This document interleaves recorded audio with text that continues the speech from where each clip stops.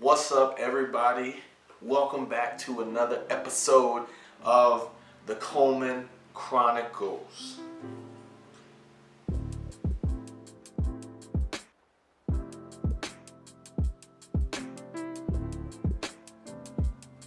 So today is going to be a little bit different.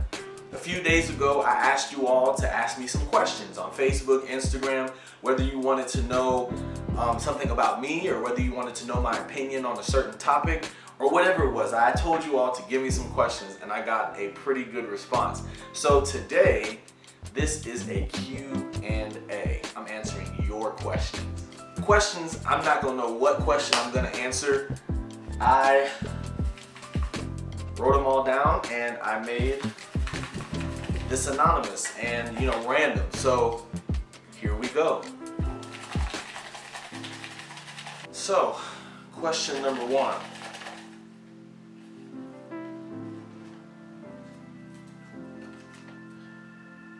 If you could rule the world for a day, what is one thing you would ban? If I could rule the world for a day, what is one thing I would ban? This is random, but I would ban people who do things for the homeless and try to publicize it for personal gain. Point blank, period. Question number 2.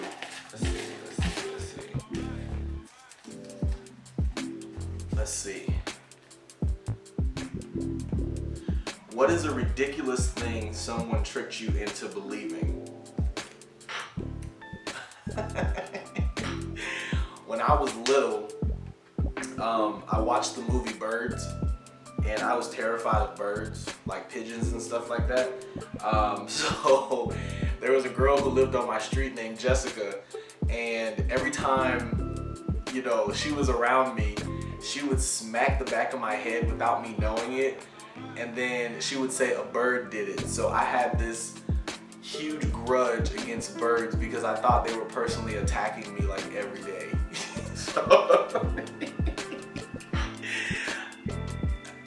I was like 10 and I was gullible. I believed that for years.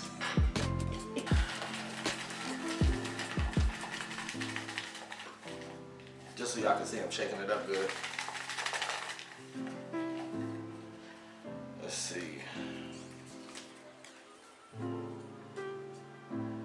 Since you say you can cook, what's your best dish? First of all, that first part sounds like a little bit of shade. Since I say I can cook, I know I can cook. And you can ask about me. My mac and cheese is fire. I handle that for Thanksgiving.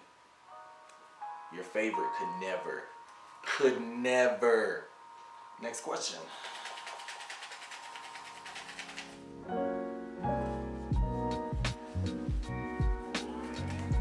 Date someone with children? That's an easy one. First girl I dated after college, she had a child, and I'm not opposed to it. That's just how it is. It was an interesting experience, and I learned a lot. But yeah, I'm not opposed to it. So I can't answer all of these, but I'm probably going to answer maybe 3 or 4 more, and then we'll come back next time. What is something your brain tries to make you do, but you have to will yourself not to do it? What is something your brain tries to make you do, but you have to will yourself not to do it? I would say recently, transparent moment, with everything going on in the world, there's been a lot going on with, in my mind, with anxiety and, not the uncertainty of everything that's going on and experiencing close deaths. It seems like I'm overwhelmed a lot. So some days when I wake up, my mind tries to start racing and becoming anxious and becoming paranoid. And what if I'm gonna get the coronavirus today? What if this, what if this happens? What if this happens? And my mind starts racing. And so every day I get up, I have to be like, no, calm down, peace, still yourself, chill out. So I have to, it's a struggle every day to do that. I have to make a conscious effort to do that every day. So that would be my answer. Okay, next question.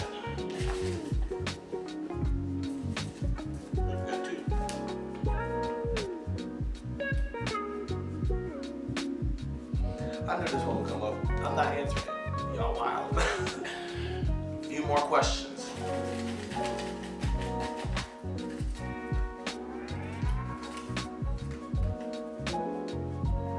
What are some of your self-care tips? That's a good question. So, honestly, when it comes to self-care, you have to know yourself. You have to find out what catering to you looks like. For me, it's relaxing. It's turning on some calming music.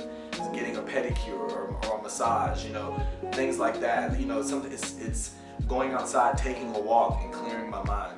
So those things help me, in general. So those are things that I find comforting. Those are things that I find peace in. So you have to know yourself. So get to know yourself. What makes you happy? What makes you comfortable? What makes you relax? What brings your stress levels down? If it's reading or doing a puzzle or taking a bubble bath, whatever the case, whatever works for you, make sure you pencil some of that in periodically throughout the week.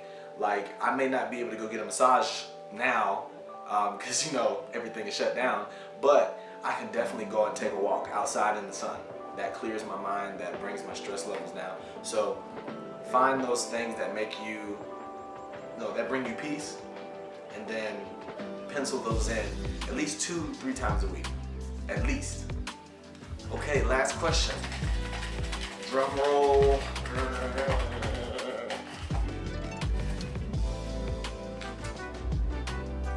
So, can you give practical tips for temptation and living a pure single lifestyle? And I don't want a typical church mother answer. That is actually a good question to end off on. So, practical tips for temptation. So I can say especially when I was in college, some of the things I dealt with as far as temptation, I was simply able to overcome them by not putting myself in the situation.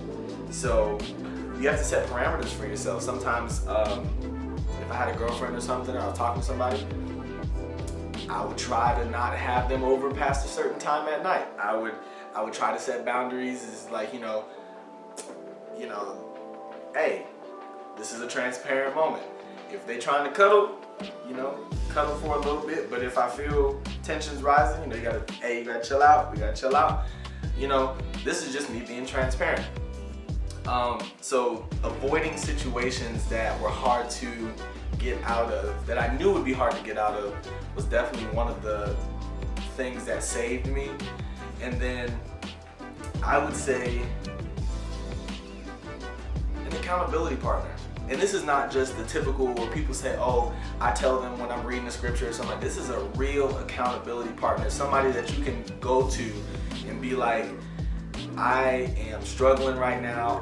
I need help. Can you pray for me? Can I come chill over your room? Like, I definitely had accountability partners in school where I was like, okay, my mind is about gone. I'm about to come over your room and you keep me sane. Like, just, don't let me do anything stupid. So, accountability partners, that's one. That's heavy. And then avoiding situations that like the old saying, playing with fire, you'll get burned. Ain't no need for me to know that that's a fire over there and just go run around it and expect me not to get hot at least. So avoid situations that you know for a fact can lead to something that you don't want to. So those are all the questions that I'm going to answer for today. You all asked some great questions. Now, I have a few more left, and I think I'm going to do a part 2. So if you have any questions that you want to ask me, any follow-up questions to what I've already answered, drop them in the comments below, or personal message me, DM me, and I promise you, I'll throw them in the bucket and we'll get them answered. So, thank you once again for tuning in to this episode of the Coleman Chronicles.